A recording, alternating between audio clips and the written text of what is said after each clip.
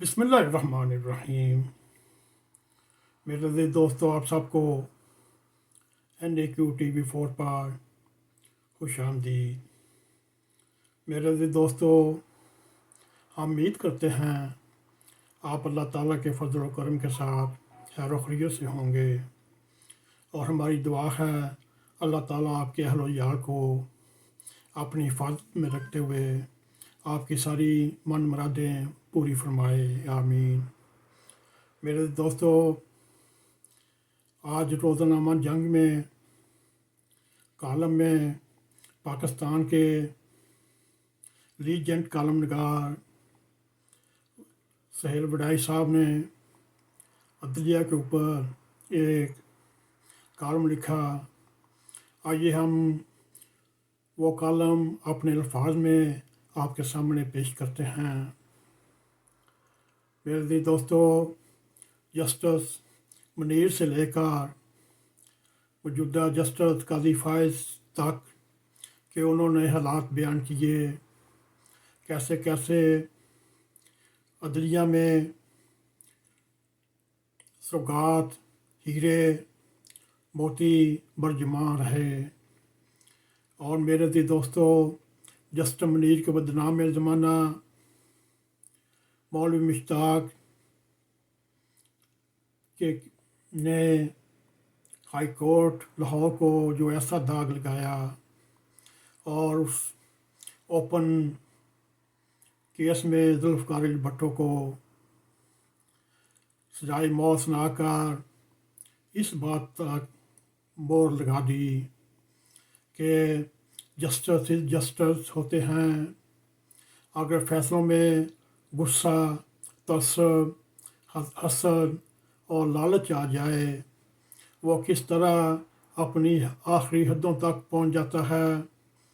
میرے عزیز دوستو، سب کو علم ہے جسٹس مولوی مشتاق حسین کی ذوالفقار علی بھٹو کے ساتھ ذاتی دشمنی تھی یا ذاتی اناج تھا کہ انہوں نے اسلم ریاض حسین کو کیوں چیف جسٹس آف پنجاب لگایا، مگر یہ بھی دیکھیے انہوں نے اپنے ذاتی انتقام کی حسد میں چلتے ہوئے ذوالفقار علی بھٹو کو سزائے موت دی۔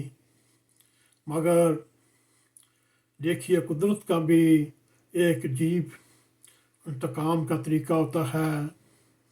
جب مولوی مشتاق حسین فوت ہوا، اس کے جنازہ جب جا رہا تھا اور چھیات کی مکھیوں نے اس جنازے کے اوپر حملہ کر دیا، اور اہل جنازہ جو جنازہ میں شریک تھے وہ مولوی مشتاق سابق چیف جسٹس پنجاب کی لاش کو، اس کی میت کو چھوڑ کر بھاگ گئے، اور مولوی صاحب کی میت وہاں کی وہیں رہ چکی تھی اور وہ دیدہ عبرت بن چکی تھی۔ میرے عزیز دوستو، آئیے ہم آگے چلتے ہیں اسٹیپ۔ ہماری روایت ہے کہ اسی دنیا میں بھی اپنے مال کا حساب دینا پڑ جاتا ہے۔ شاید اللہ تعالیٰ نے مولوی مشتاق کے ساتھ بھی ایسا ہی سلوک کیا ہو۔ پھر آگے چلتے ہیں۔ جسٹس انوار الحق اور ان کے بینچ کے ججوں کی اکثریت بھی بھٹو صاحب سے اختلاف رکھتی تھی، اور بعض جج خوف اور دباؤ کا شکار تھے، اس لیے انہوں نے بھٹو کے خلاف فیصلہ کیا۔ میرے عزیز دوستو، جسٹس انوار الحق کو بھی اس کے صلے میں نتائج بھگتنا پڑے۔ عالمی عدالت انصاف کے انتخابات میں بری طرح ہارے اور آخری عمر میں تنہائی کا شکار ہو کر اس دنیا کو الوداع کہا۔ دیکھیے آج کا ذوالفقار علی بھٹو کا کیس بھی ری اوپن ہوا ہے۔ دیکھنا یہ ہے آج کی عدالت ماضی کی اس جوڈیشنل مرڈر کی سیاہ تاریخ کیسے درست کرتی ہے۔ صرف بھٹو کیس ہی نہیں، یہ بھی بہت ثابت ہو چکا محترمہ بے نظیر بھٹو کے خلاف فیصلہ بھی سیف الرحمان اور نواز شریف کے دباؤ پر سنایا گیا۔ یہی وجہ ہے ملک قیوم اور جسٹس راشد عزیز کو استعفیٰ دینا پڑا۔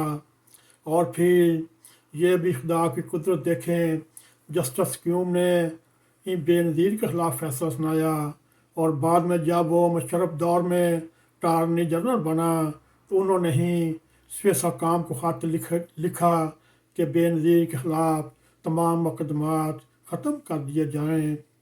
میرے عزیز دوستو، آج کل موجودہ حالات میں عدلیہ کی ایک اور ناانصافی یعنی نواز شریف کے خلاف فیصلے بھی زیر بحث ہیں۔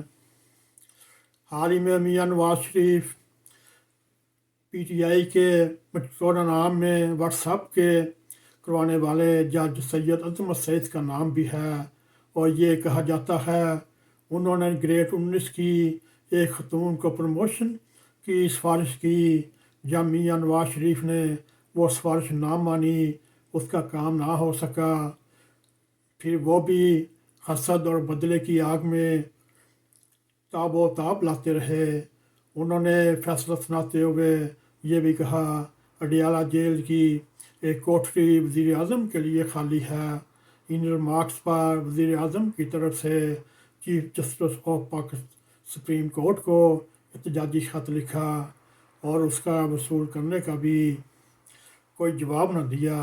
میرے عزیز دوستو، یہ تھے جسٹس منیر سے لے کر جسٹس ثاقب نثار اور ثاقب نثار سے لے کر موجودہ عدلیہ تک، اس سارے میں جسٹس ثاقب نثار، اشرف سعید خوسا، عمر تا بنجال، یہ بھی اپنے گھنونے کرداروں کی وجہ سے پاکستان کی تاریخ میں سیاہ حروف میں لکھے جائیں گے۔